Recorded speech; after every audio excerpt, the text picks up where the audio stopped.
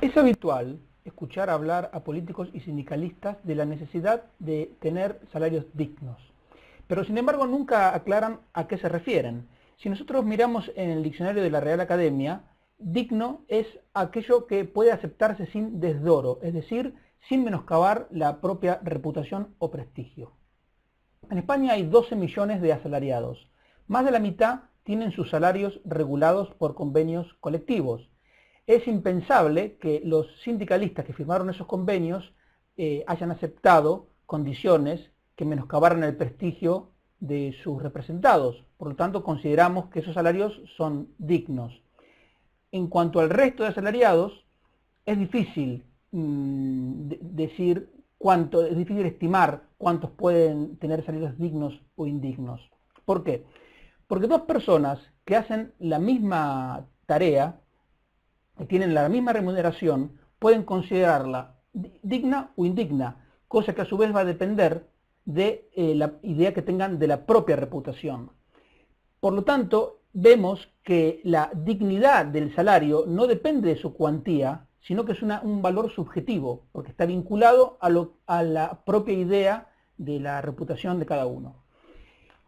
Por lo tanto, yo creo que hablar de salarios dignos como un objetivo es algo confuso y poco práctico. Es mucho mejor pensar en cómo podemos hacer para obtener salarios más altos, porque creo que todos estaríamos de acuerdo en que un buen objetivo para toda la sociedad es tratar de conseguir los salarios más altos posibles. Entonces la pregunta relevante es cómo se hace para conseguir salarios altos.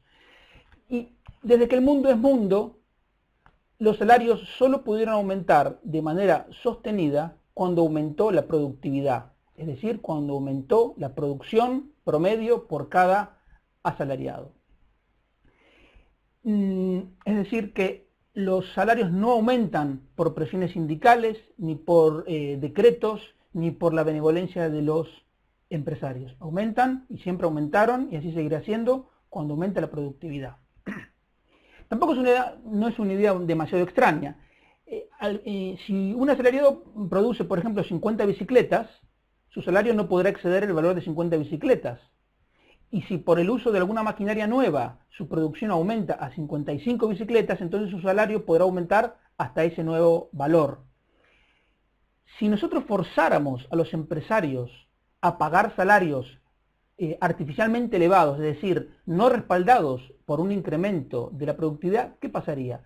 Ocurriría que ese empresario, por ejemplo, hay muchas alternativas, pero por ejemplo, obtendría una menor rentabilidad por sus inversiones, por lo tanto invertiría menos.